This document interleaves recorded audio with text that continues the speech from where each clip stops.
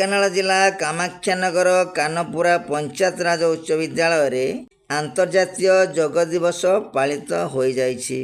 ପ୍ରତ୍ୟୁଷରେ ପ୍ରଧାନ ଶିକ୍ଷକ ଶ୍ରୀରାମ ରାଉତଙ୍କ ଅଧ୍ୟକ୍ଷତାରେ ତଥା ଯୋଗଗୁରୁ ଶଙ୍କର୍ଷଣ ପଣ୍ଡାଙ୍କ ପ୍ରତ୍ୟକ୍ଷ ତତ୍ତ୍ୱାବଧାନରେ ଶିକ୍ଷକ ଶିକ୍ଷୟିତ୍ରୀ ତଥା ଛାତ୍ରଛାତ୍ରୀମାନଙ୍କୁ ଯୋଗାସନ, ପ୍ରାଣାୟାମ, ଭସ୍ତ୍ରିକା, ଧ୍ୟାନ, ନାଡ଼ି ଶୋଧନ ଇତ୍ୟାଦି ଉପରେ ତାଲିମ ପ୍ରଦାନ କରାଯାଇଥିଲା।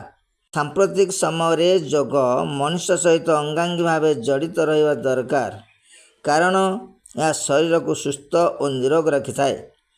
ଏହା ଛାତ୍ରଛାତ୍ରୀମାନଙ୍କର ମାନସିକ, ବୌଦ୍ଧିକ ତଥା ବ୍ୟବହାରିକ ଗୁଣାବଳୀକୁ ବିକଶିତ କରିଥାଏ ବୋଲି ପ୍ରଧାନ ଶିକ୍ଷକ ଶ୍ରୀ ରାଉତ ମତ ରଖିଥିଲେ।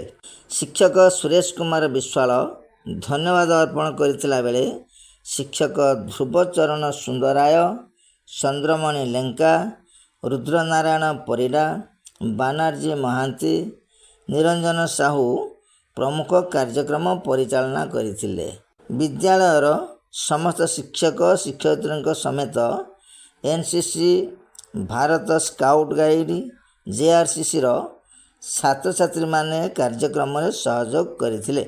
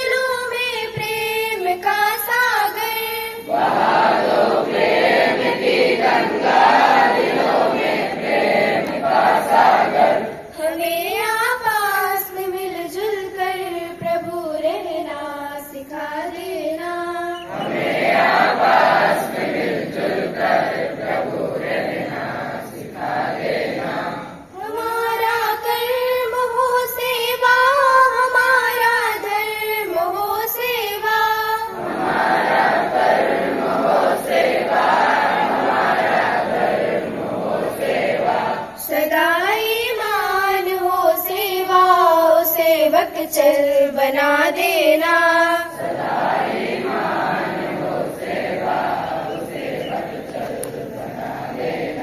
वतन के